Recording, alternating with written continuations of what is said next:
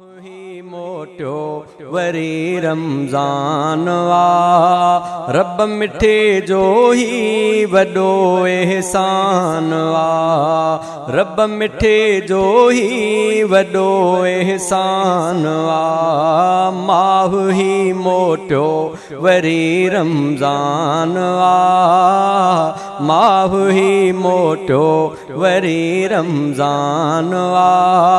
रब मिठे जो ही वॾो एहसान वा रब मिठे जो ही वॾो एहसान वा माह हिन में थी वसे रहमत घणी माह हिन में थी वसे रहमत घणी क्यों अदा एहसान ही रहमान क्यों अदा एहसान ही रहमान रब मिठे जो ही वॾो एहसान वा रब मिठे जो ही वॾो एहसान वा माह ही मोटियो वरी रमज़ान वा माह ही मोटियो वरी रमज़ान वा रब मिठे जो ही वॾो एहसान वा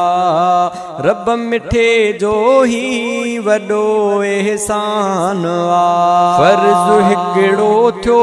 70 जे आ मिसल फर्ज़ हिकिड़ो थियो 70 जे आ मिसल मोमिनन लई ही वॾो ऐलान वा मोमिनन लई ही वॾो ऐलान वा रब मिठे जो ही वॾो एहसान वा रब मिठे जो ही वॾो एहसान वा माह ही मोटियो वरी रमज़ान वा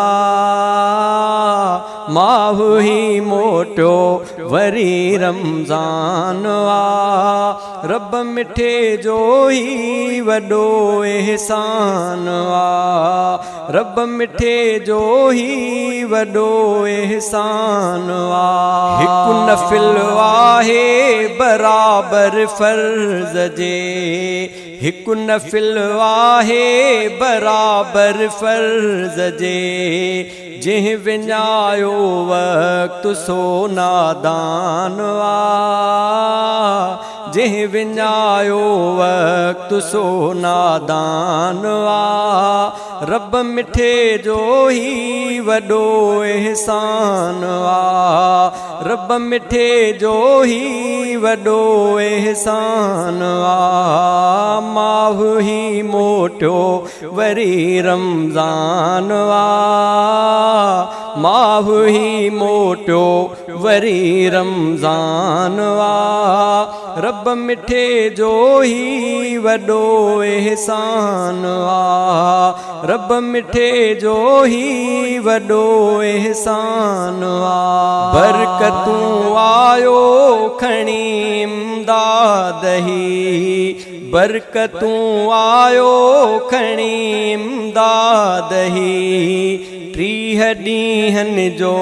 मिठो मेहमान वा 30 ॾींहनि जो मिठो मेहमान वा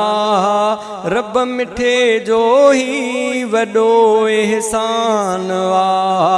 रब मिठे जो ही वॾो एहसान वा माह ही मोटियो वरी रमज़ान वा माह ही मोटियो वरी रमज़ान वा रब मिठे जो ही वॾो एहसान वा रब मिठे जो ही वॾो एहसान वा रब मिठे जो ही वॾो